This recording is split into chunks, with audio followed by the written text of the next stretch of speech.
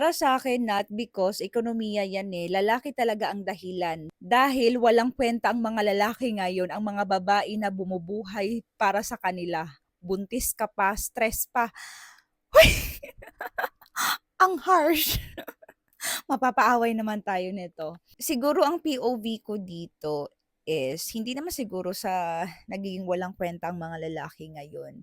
Nag-iba lang talaga ang panahon. Like for example, kung noon tayong mga babae nasa bahay lang, ngayon kumakayod na tayo eh. Pinapantayan na natin ang kita ng mga lalaki which is hindi siya normal noong unang panahon. Kasi nga nasa bahay lang mga babae noon. At sa generation talaga natin ngayon, maraming babae ang nag-e-excel, no? Maraming babae ang mas malaki ang kita kesa lalaki. Pero hindi ko nakikitang tamad yung mga lalaki. Pero hindi ko naman masasabing tamad, though meron talagang mga tamad, no? Siguro kulang lang din sa opportunity.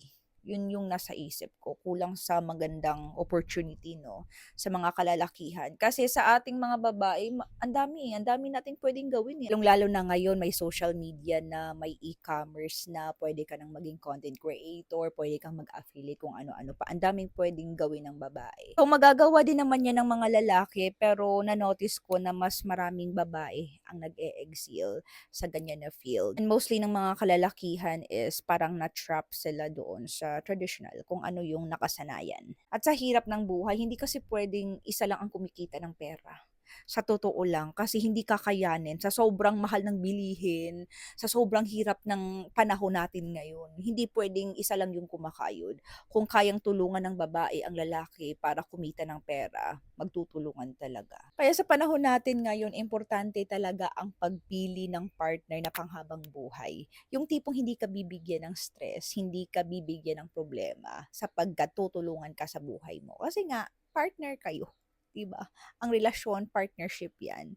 So kung yung partner mo nagbibigay ng stress sa'yo, nagbibigay ng problema sa'yo, nako, Diyos ko, ang malas mo naman. Imbis na nagiging asset ang partner mo, nagiging liability siya. Kaya hindi talaga tayo basta-bastang mag-aasawa na lang kung sino-sino, no? Lalong-lalo na pag hindi pa natin nakikilala ang tao. Kasi 'di ba, baka pagsisisihan mo sa huli.